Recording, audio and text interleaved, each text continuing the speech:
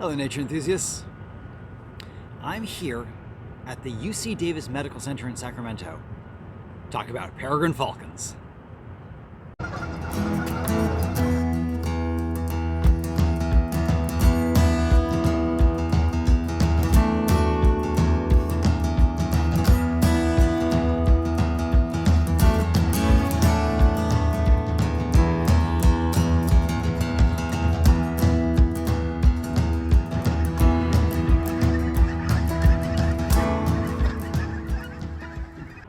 See, peregrine falcons are one of these species that was hit really hard by a pesticide called DDT.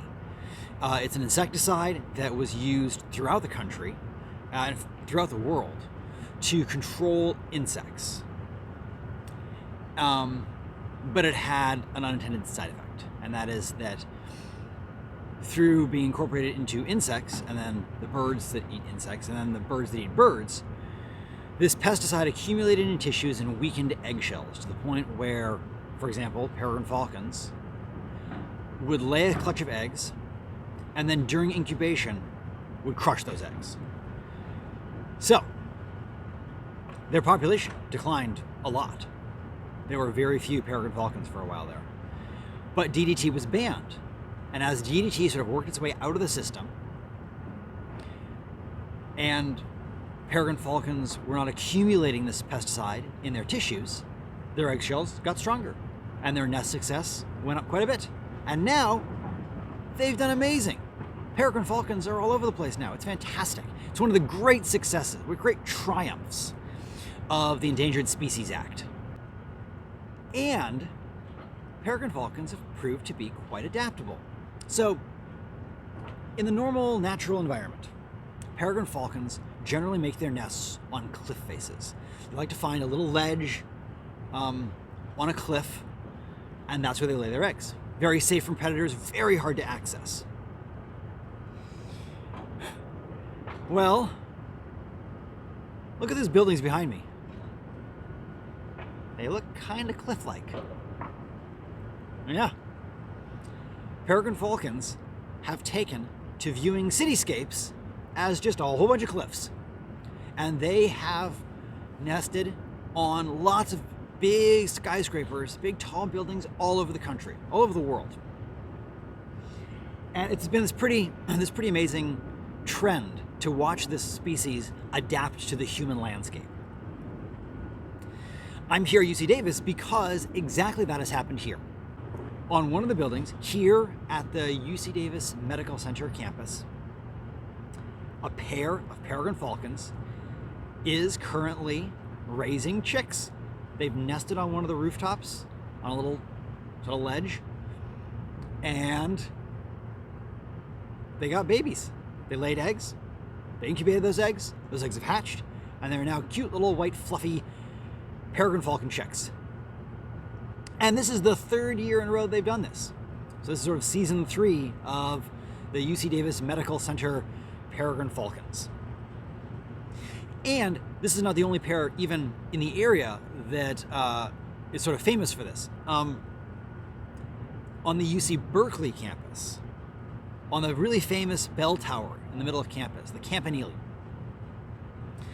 there is another pair that, starting in 2017, laid eggs, raised young, and fledged babies on a very man-made urban structure.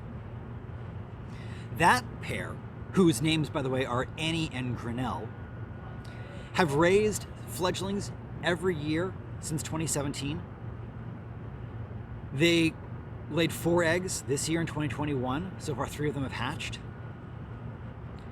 They have had an amazing run, and they've produced this whole lineage of peregrine falcons that people have paid attention to. One of the chicks that hatched in 2018 was actually spotted again on Alcatraz with a mate, and she raised a clutch there. She raised a clutch of peregrine falcons on Alcatraz Island, making Annie and Grinnell grandparents, at least. So it's been this fun an amazing trend that people have been able to watch this family of peregrine falcons expand into the Bay Area. One of the ways that we know what's going on up there on the Campanile at UC Berkeley, and one of the ways we know what's going on up here at the UC Davis Medical Center, is that people have actually put cameras on the nests. So they're up above the nest and they're pointed down into the nest. They're live streamed to the internet. There are websites you can find, and I will link both the UC Berkeley and the UC Davis Medical Center nest cams below in the description. And most of them are live 24 hours a day, 7 days a week. And you can just check in and see kind of what's going on at the nest, which is fantastic. It gives you this wonderful, personal, intimate way of checking up on these amazing birds as they go through their breeding season. In the future, to let you know, breeding seasons usually start late February, early March.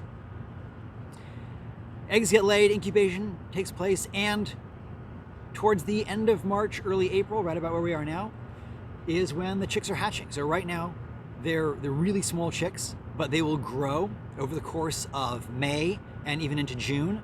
So there's quite a bit of watching left to be done.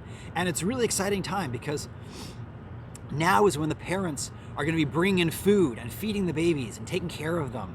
And it's going to be watching as the babies grow up and lose that white fluffy down and gain more and more of their juvenile plumage, the plumage that's actually going to take them into flight, into the air.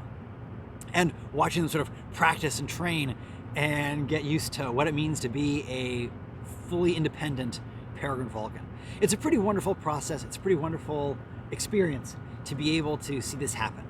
And so with the nest cams that are up right now, we all get the chance to participate and share. And I really encourage you to do so. And if you like these, if you like the peregrine falcon nest cams, these are by no means the only nest cams that are active. People across the planet have put up nest cams on bald eagle nests, on osprey nests, on red-tailed hawk nests, on great horned owl nests, and even on non-raptor species. So, poke around, see what's local to you, what cams are running on bird nests in your area, and pay attention. And also, go farther afield. Check out all the various species that are being watched right now. It's a pretty wonderful development that technology has allowed us to accomplish. So I hope you enjoy it. Thank you for the view of this video, and subscribe to the channel. Until next time, enjoy the natural world.